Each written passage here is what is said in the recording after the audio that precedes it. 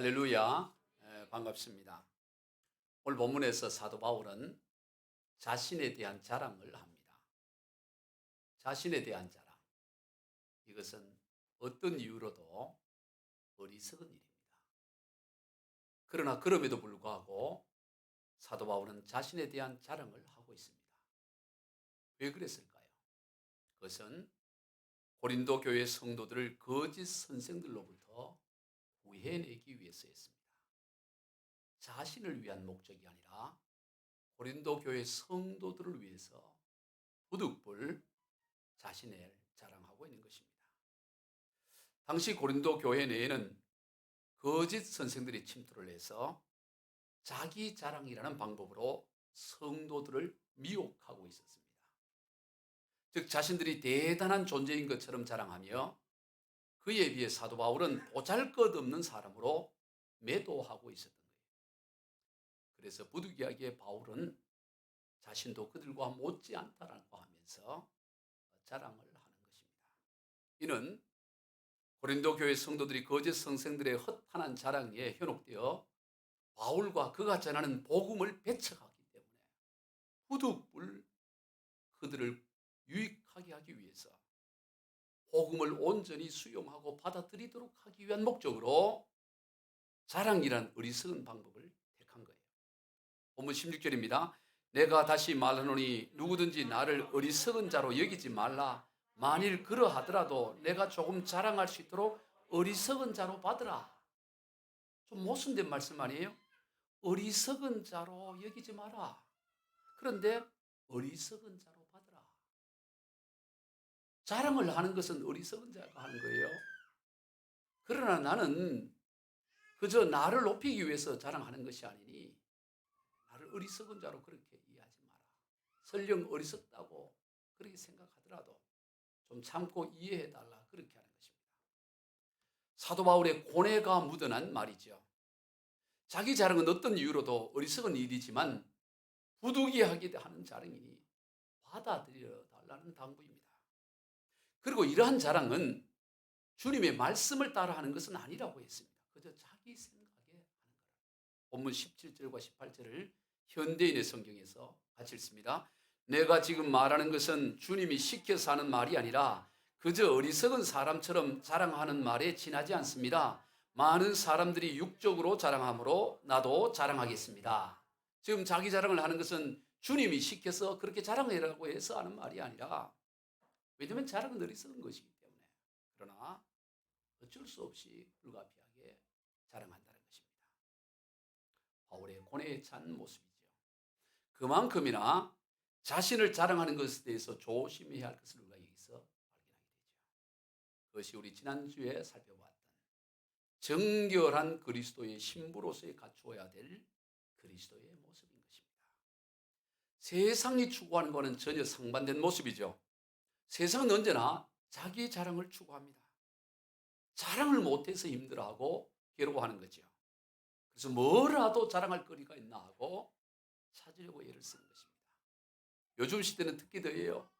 SNS가 발달한 이 시대에는 뭐라도 밥을 먹더라도 밥 먹기 전에 먼저 사진 찍어가지고 나 이 밥 먹어, 나 이런 밥 먹는 사람이야, 그런 식으로 밥을 먹어도 찍고 어디 좋은 데 가서도 찍고 전부 찍어서 올리는 거예요.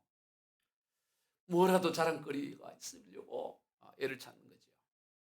왜 그럴까요? 그들에게 있어서 보이는 세상이 전부이기 때문인 것입니다.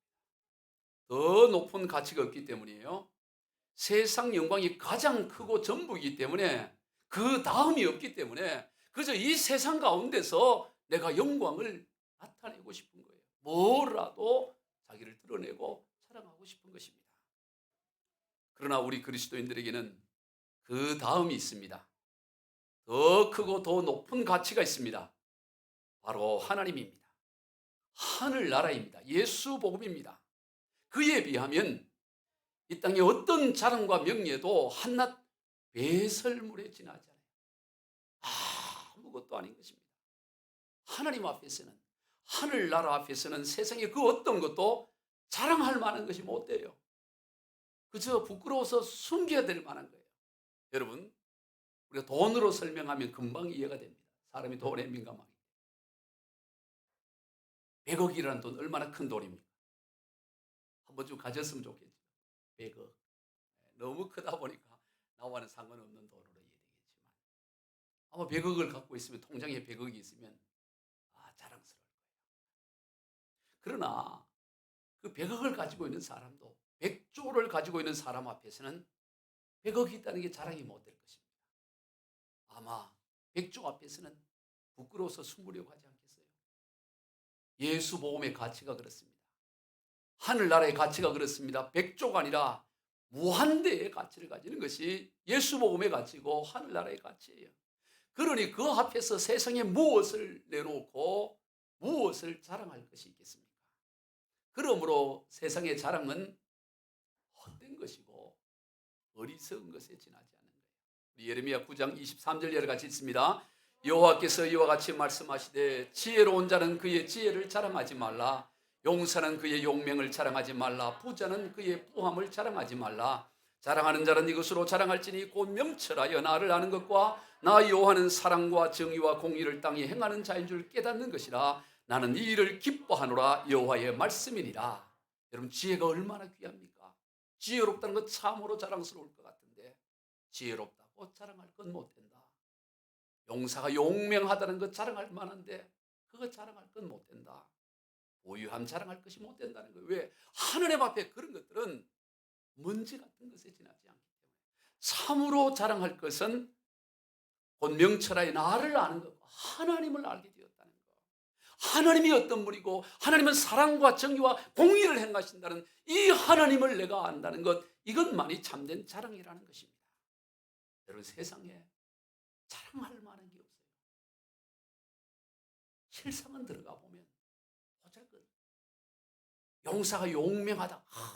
참 용맹하구나. 용맹한 용사 없어요. 용맹한 것처럼 보일 뿐이에요. 참 지혜롭구나. 지혜로운 사람 없습니다. 지혜롭게 보일 뿐이에요. 지난주 중에 한때 우리나라를 떠들썩하게 했던 서진 룸사롱 집단 살인 사건을 수사했던 형사분과 함께 식사를 하면서 대화를 하는 가운데 사람이 얼마나 연약한 존재인지를 다시 확인할 수 있게 되었어요. 그래서 여러분, 서진 룸 살인 사건은 나이가 한 40대 이상 분들은 그 엄청난 사건이었기 때문에 기억이 하겠지만 그러지 못한 분들도 있을 수 있어요. 이 사건은 1986년 8월에 지금 역삼동에 있는 서진회관에서 조직폭력배들 간의 살인사건으로서 조직원 4명이 아주 잔인하게 살해된 사건이에요. 한 사람에게 칼이 40회 이상 찔리기로 처참한 살해. 그것을 수사했던 그 형사분이 지금은 이제 은퇴를 하고 저와 함께 이 경찰 선교 사역을 하고 계시는데, 그분이 그 수사를 하는 과정 가운데 한 두목의 이야기를 했어요. 그 두목은 아주 악랄하고 그 조직을 형성하고 이렇게 폭력을 행하는 그런 조직인데 자기 눈앞에서 4명의 조직원이 처참히 살해당한 걸 봤어요. 살해한 사람들은 23살, 25살 저 용인대 다니는 체육대 다니는 그런 큰 애기들이에요. 그냥 동네에서 좀 건달 같은 수준이지 조직 폭력배들하고는 이 급이 안 맞는 애들이었어요. 이 김태촌 가장 핵심적인 그런 우리나라 조직 폭력배, 그게 한 부류였기 때문에, 그래서 이 사람들은 무방비 상태로서 그냥 술을 마시다가 말싸움에 붙어서 무기를 소지하고 있었던 이들에게 의해서 처참히 죽임을 당했습니다. 그런데 자기 눈앞에서 4명이 처참히 죽임을 당하는 걸 본 이 두목이 도망을 어디로 갔냐면 화장실로 가서 숨는데, 그 막 찾아 나서고 이러지 않겠어요?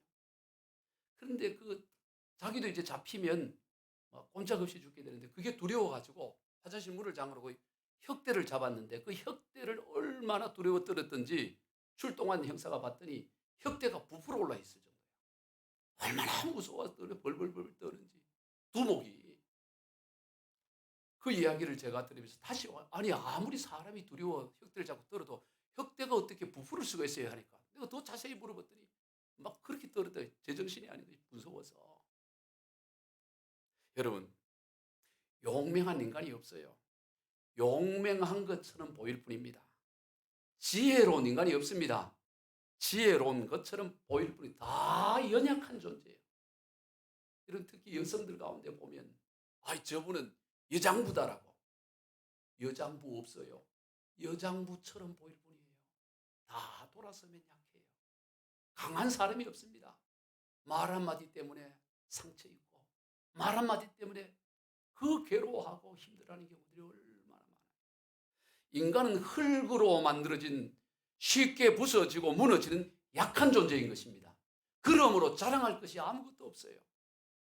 자신을 자랑하는 것만큼 어리석고 헛된 일이 없습니다. 사도 바울은 그것을 잘 알고 있었어요. 그럼에도 불구하고 오늘 본문에서 자신에 대한 자랑을 하는 것은 오직 고린도 교회 성도들로 하여금 거짓된 선생들의 가르침에서 벗어나게 하기 위함이었습니다. 당시 거짓 선생들은 자신이 대단한 존재인 것처럼 자랑하며 그에 비해 사도 바울은 보잘것없는 사람이라고 그렇게 매도하고 있었던 거예요. 그래서 부득이하게 바울도 그들처럼 자신을 자랑해요. 왜냐하면 지금까지 바울은 자기를 자랑하지 않고 목회를 했어요. 그러니까 고린도 교회 성도들은 바울이 어떤 인물인지 잘 몰랐던 거예요. 자랑할 필요가 없었고 오직 복음만 전하고 그리고 또 다른 곳에 가서 교회 개척하고 사역하고 있는데 바울이 부재한 틈을 타서 들어온 이 거짓 사도들이 자신들을 자랑하며 바울을 폄하하니까 어쩔 수 없이 바울의 자신을 육신을 자랑합니다. 22절 그들이 히브리인이냐 나도 그러하며 그들이 이스라엘이냐 나도 그러하며 그들이 아브라함의 후손이냐 나도 그러하며 그들과 비교해서 손색될 바가 전혀 없다라고 말합니다. 이를 빌립보 3장 4절 이하입니다. 그러나 나도 육체를 신뢰할 만하며 만일 누구든지 따르는 네가 육체를 신뢰하는 것이 있는 줄로 생각하면 나도 그러하니 나는 8일 만에 할례를 받고 이스라엘 족속이요 베냐민 지파요 히브리인 중에 히브리인이요 율법으로는 바리새인이요 열심으로는 교회를 박박하고 율법의 의로는 흠이 없는 자로다.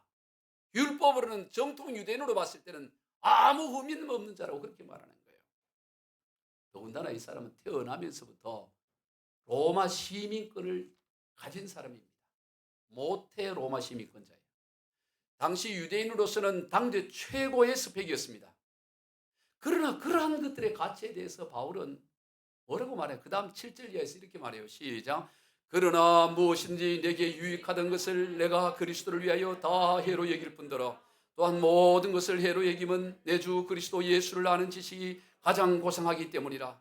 내가 그를 위하여 모든 것을 잃어버리고 배설물로 여김은 그리스도를 안고 그 안에서 발견되려 함이니 내가 가진 의는 율법에서 난 것이 아니요 오직 그리스도를 믿는 믿음으로 말미암은 것이니 곧 믿음으로 하나님께로부터 난 은이라.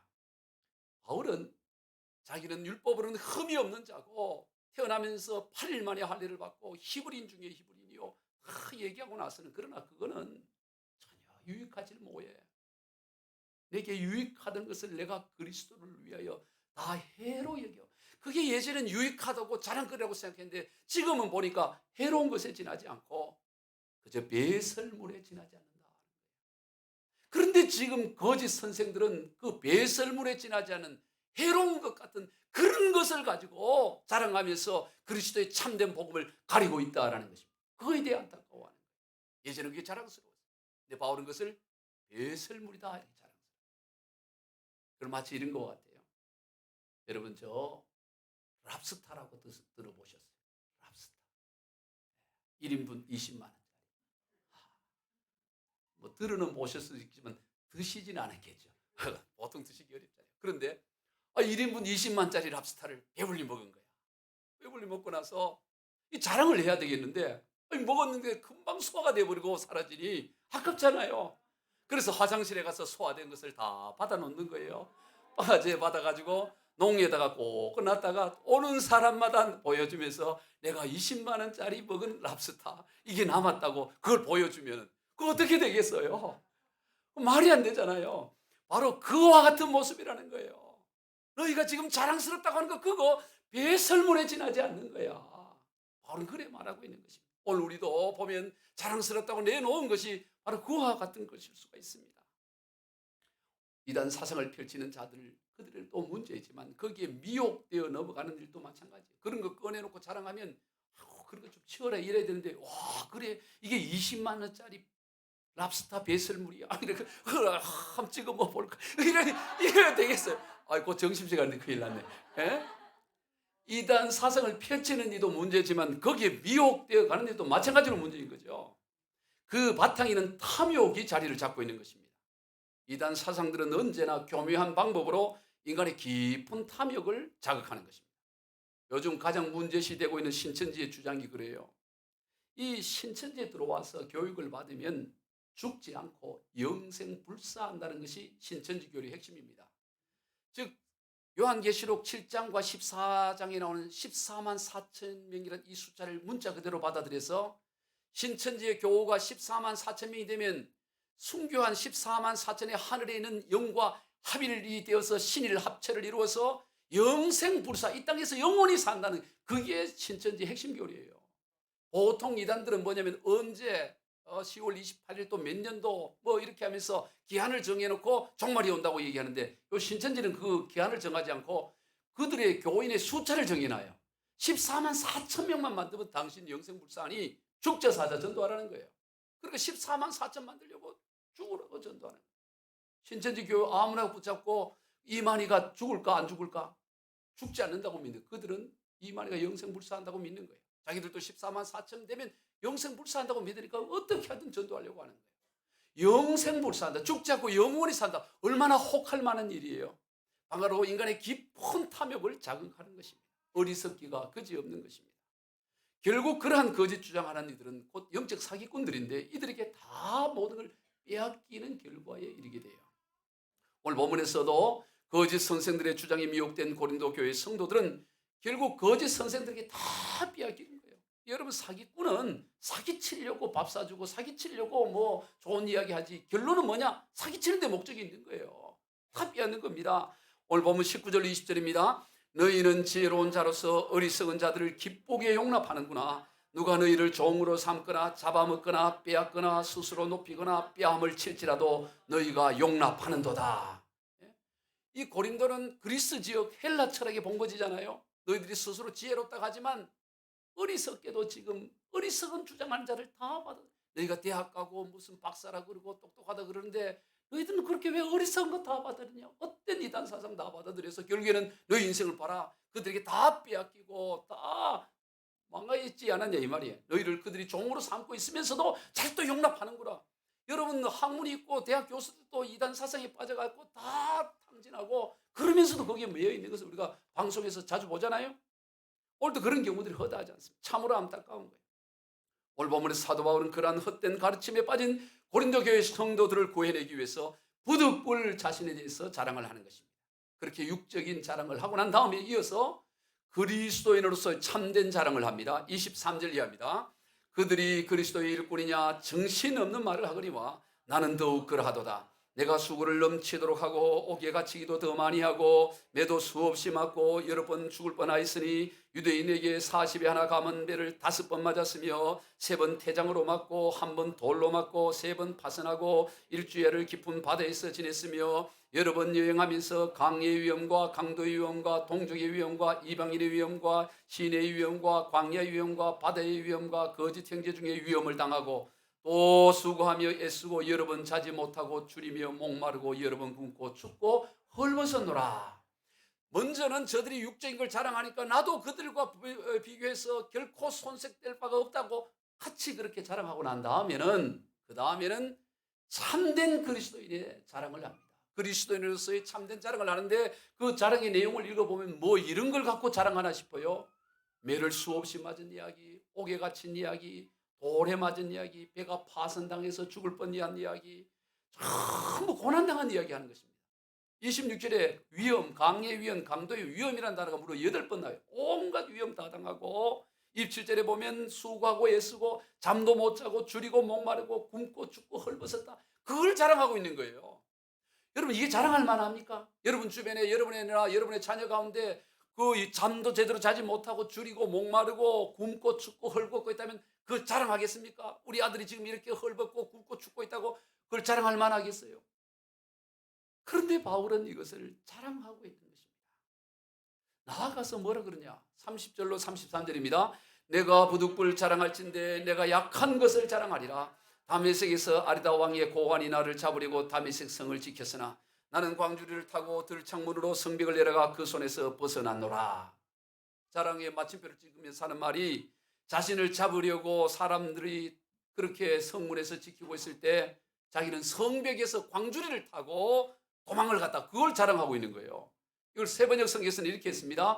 다마스쿠스에서는 아레다 왕의 총리가 나를 잡으려고 다마스쿠스 성을 지키고 있었으나 교우들이 나를 광주리에 담아 성벽의 창문으로 내려주어서 나는 그 손에서 벗어났습니다. 아니, 교인들이 광주리에 담아가지고 성벽에서 줄로 이게 살살살살 내려가고 그래 도망갔다.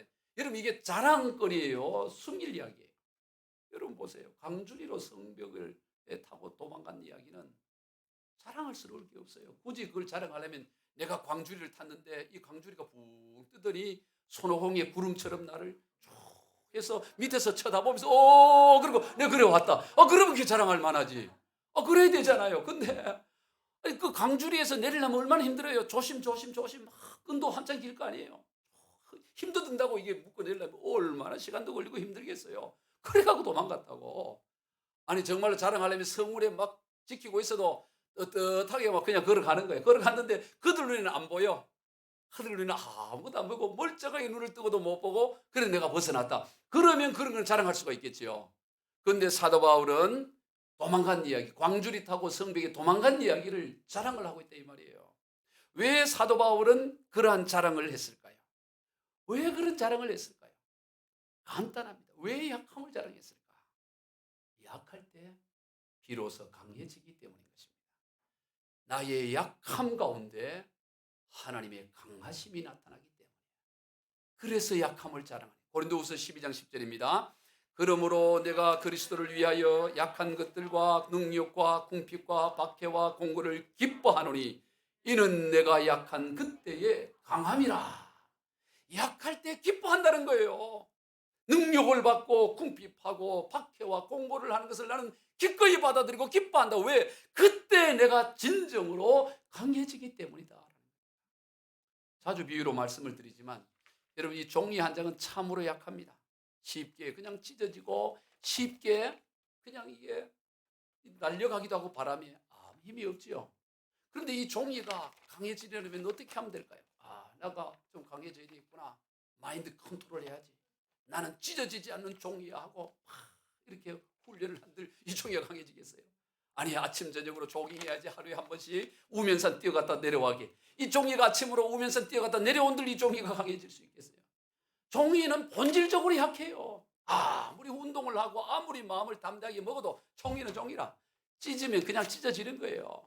이 종이가 어떻게 하면 강해질 수 있느냐, 이 벽처럼 강해질 수 있는가, 어떻게 하면 쇠기둥처럼 강해질 수 있느냐, 간단합니다. 이 종이에다가 강력한 접착제를 발라서 벽에 갖다 붙여놓으면 벽의 강도, 병의 강함이 종이의 강함이 되고, 이 종이에다 강력 접착제를 붙여서 쇠기둥에 갖다 놓으면 쇠기둥의 강함이 종이의 강함이 되는 거예요. 이것처럼 우리의 인생도 마찬가지입니다. 자신의 약함을 인정하고 하나님께 자신의 약함을 내어놓을 때, 하나님의 강함을 믿음으로 수용할 때, 나의 약함을 내려놓고 하나님 앞에 딱 달라붙어 있을 때, 믿음이라는 강력한 접착제로 붙어 있을 때, 그럴 때 하나님의 강함이 우리 인간의 강함이 될 줄로 믿습니다. 약할 때 강해지는 거예요. 이게 하나님의 원리. 그래서 우리 찬양 가운데 보면 약할 때 강함 되시네, 나의 보배가 되신 주 나의 모든 것, 주 안에 있는 보물을 나는 포기할 수 없네, 주 나의 모든 것. 예수 어린 양 존귀한 이름, 예수 어린 양 존귀한 이름. 아멘. 약할 때 강함 되시는 거예요. 예수 이름이 나의 보배요, 예수 이름이 존귀한 이름이에요. 예수 이름을 존귀하게 여길 때 나의 이름도 존귀해지는 것입니다. 주 안에 있는 모든 것을 보물로 삼을 때 내 인생도 보물이 되어지는 거예요. 여러분 그 사람의 수준이 어떤 수준인가는 그 사람이 무엇을 가지고 자랑하느냐를 들어보면 알아요. 뭘 자랑하느냐를 보면 그 사람의 수준이 나타나는 것입니다. 성도 여러분은 무엇을 자랑하고 있습니까? 무엇을 자랑하지 못해서 안타까워하고 있습니까? 또 반대로 무엇을 부끄러워하고 있습니까? 오늘 우리에게 있어서 자랑 중에 자랑은 예수 보배, 예수 복음이 우리의 자랑인 줄로 믿습니다. 예수 그리스도 안에 모든 좋은 것이 다 들어있다고 말하는 겁니다. 골로새서 2장 2절로 3절입니다. 하나님의 비밀인 그리스도를 깨닫게 하려 함이니 그 안에는 지혜와 지식의 모든 보화가 감추어져 있느니라. 아멘. 하나님의 비밀의 그리스도는 하나님의 비밀인데 그 안에 온갖 좋은 보배와 보화가 그리스도 예수 안에 다 감추어져 있다. 그렇게 말씀하고 있는 것입니다. 예수 보화. 그거 외에는 우리가 자랑할 것이 없어요. 우리 인생은 예수 보화를 담는 그릇에 지나지 않는 것입니다. 우리가 가진 모든 것은 그런 것을 담는 그릇에 지나지 않는 거예요. 그러므로 예수 보화가 분명하면 그릇이 좀 부족해도 상관없어요. 자, 여러분에게 이 두 개가 있습니다. 아주 케이스가 번쩍번쩍 금빛으로 나는 번쩍번쩍 빛나는 케이스 하나가 있고 선물이 또 하나는 까만 비닐보란 봉지가 있어요. 이 시중에서 콩나물 사면 담아주는 까만 비닐봉. 두 개 중에 누가 가지고 와라 그래. 저 선물이 두 개인데 골라가세요. 그럼 여러분 얼핏 보면 그 포장이 조금 번쩍번쩍한 그걸 갖고 싶지만 다만 그 내용물이 달라요. 그 까만 비닐봉지에는 한 10억 되는 다이아 반지가 있고 여기에는 그죠?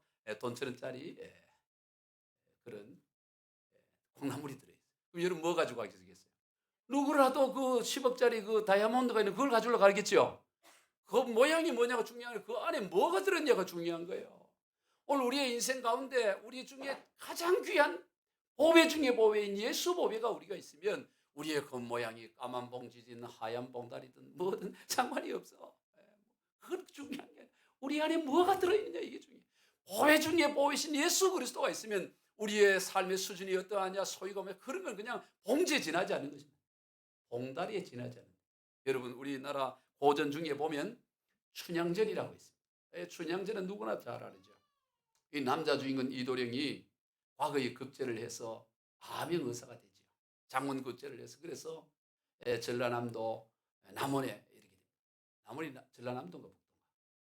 하여튼 전라도 남원에 그렇게 이르렀어요. 이르러서 그 거지 몰골을 하고 암행의사가 되어서 혼인을 약속한 성춘향의 집에 가게 된 것입니다. 갔더니 성춘향은 없고 장모인 월매가 있는 거예요. 월매는 옛날 퇴기예요. 옛날 기생인데 이제 기생이질 그만하고 사는데 월매 집에 가서 봤더니 춘향이가 없는 겁니다. 춘향이가 어디 있냐 했더니 그 골 신인 사또인 변사또에 의해서 옥에 갇혀 있다. 변사또가 춘향에게 아주 절세 미인인 춘향에게 수청을 들라 했는데 그걸 거절해가지고 어이구 옥에 갇혀 있고 이제 곧 사또의 생일날 그 수청을 들지 않은 것으로 인해 사형을 하려고 하는 그런 이제 상황 가운데 있는 거예요. 그런데 그 얼마나 그 월매가 마음이 아팠겠어요. 그래 이게 지성을 드리고 춘향이 좀 살려달라고 기성을 드리고 근데 이도령이 나타나요. 얼마나 반가워요. 이도령이 나타났다고. 그래 반가워해서 이제 방에 들어가서 불을 켜서 보이 몰골이 이게 갓도 찢어져 있고 또 형편없고 그 어쩌다 이래 됐냐 이러니까 아니 내가 서울에 올라가서 우리 집이 이제 옛날 사또였단 말이에요. 자기 아버지가. 그래서 서울로 이사를 가서 사다가 아이고 시험에 자꾸 떨어지고 해서 그러면 술이나 먹고 이러다가 집에도 쫓겨나갖고 밀려서 남은 여기까지 왔다 이러네요. 그러니까 월매가 얼마나 그 한탄을 하는지 이제 내 딸 죽었다고 하면서 막 하고 그런데 이도령이 내가 배가 배고프니 그 향단이에게 밥 좀 달라 그래 밥 좀. 일단 배가 고프니까. 그 월매가 밥을 주고 싶겠어요? 막 욕을 하네. 그래도 밥을 갖다 주는데 밥을 얼마나 먹는지 개걸스럽게 막 입에 넣고 그랬더니 그 월매가 뭐라 그러냐. 날쌘 놈도 저 턱을 못 잡겠다 이렇게. 아무리 날쌘도 저놈 턱을 못 잡다 이런 표현을 해요. 뭐냐면 턱이 빨리 움직여가지고 날쌘가서 턱을 못 잡을 정도로 막 빨리 먹어대는 거야. 뭐 그런 말을 해요. 하여튼 그래야 막 이거 먹는 거야. 한국 뚝 떼고 나서 또 월매에게 밥 좀 더 달라 그러는 거예요. 그거 얼마나 믿겠어요. 자 여기 요 장면만 딱 보는 거예요. 자, 이 장면에서 이도령이가 찢어진 사칼하고 오또막 이렇게 하면서 이게 며칠 만에 먹는 밥이냐 하면서 막 이렇게 먹어댈 때 그때 그 심정, 그때 이도령의 심정 1번 너무 비참하구나. 네, 정말 죽고 싶다. 너무너무 비참하네. 이게 뭐야? 1번, 2번. 1번은 별 그런 마음이 안 들게 오히려 이게 재미있고 그다음 반전을 기대하면서 아주 그냥 아무렇지 않게 그렇게 아주 오히려 더 즐기면서 먹는다. 2번이에요. 1번은 비참하게 막 눈물남을 참으면서 먹고 2번은 아주 즐기면서 먹는다. 1번이에요, 2번이에요. 역시 우리 새세미 교회는 이 객관식은 너무 잘해. 2번이야, 2번. 여러분, 오늘 저와 여러분의 인생이 그런 줄로 믿습니다. 지금 이도령에게는 뭐가 있습니까? 왕으로부터, 임금으로부터 의사라는 이 명을 받고 그의 신분은 의사예요. 장원급제한 의사고 그에게는 마패가 있습니다. 자랑스러움이 있는 거예요. 그 몰골은 아무 중요한 게 아닙니다. 오늘 저와 여러분의 인생도 마찬가지입니다. 오늘 저와 여러분은 그저 이 땅의 암행의사가 아니라 하늘 의사, 하늘 마패가 있는 줄로 믿습니다. 그저 암행의사 출도에 얼마나 그 마지막에 보면 막 암행의사 출도에 막 클라이막스 아닙니까? 암행의사 출도요 막 이래갖고 옥에같이 막 불고 보셨죠? 춘향전. 네, 그 너무 재밌어요. 나도 꼭 한번 옛날에 태어났으면 암행의사 한번 해보고 싶더라고. 그래서 한번 암행의사 출도에 한번 해보고 싶어요. 여러분 그 암행의사 출도 얼마나 재밌어요.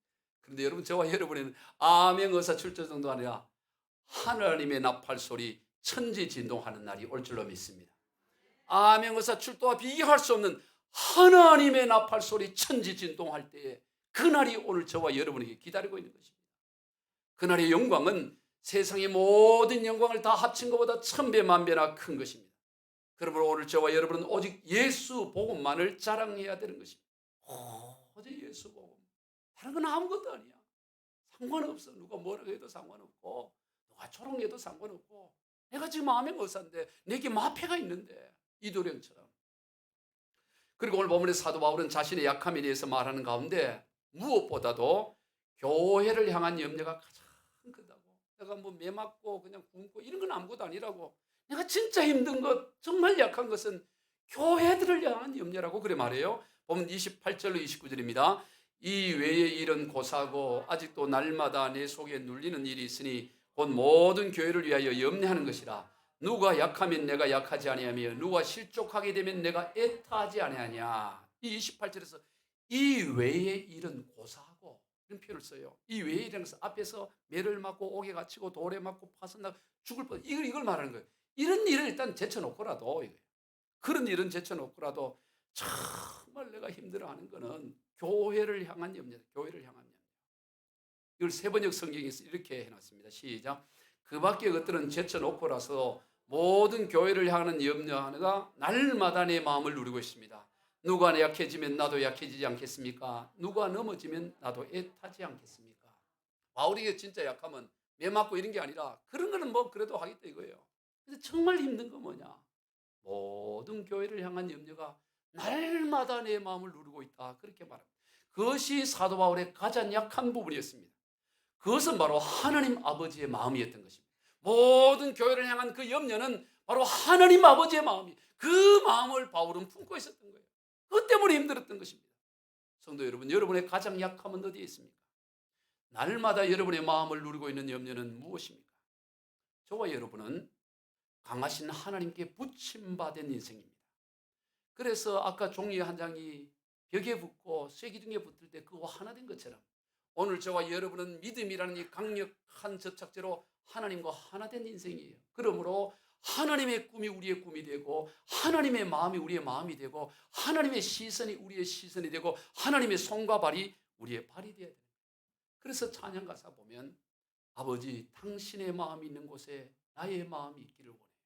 우리 찬양 한번 불러볼까요 같이? 아버지 당신의 눈물이 고인 곳에 나의 눈물이 고이기를 원해요.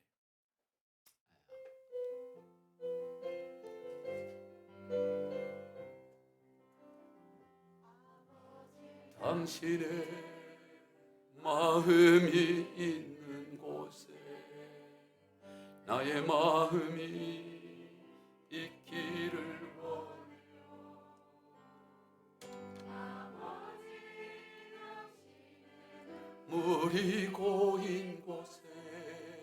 나의 눈물이 고이길 원해요. 아버지 당신이 바라보는 영혼에게 나의 두 눈이 향하길 원해요.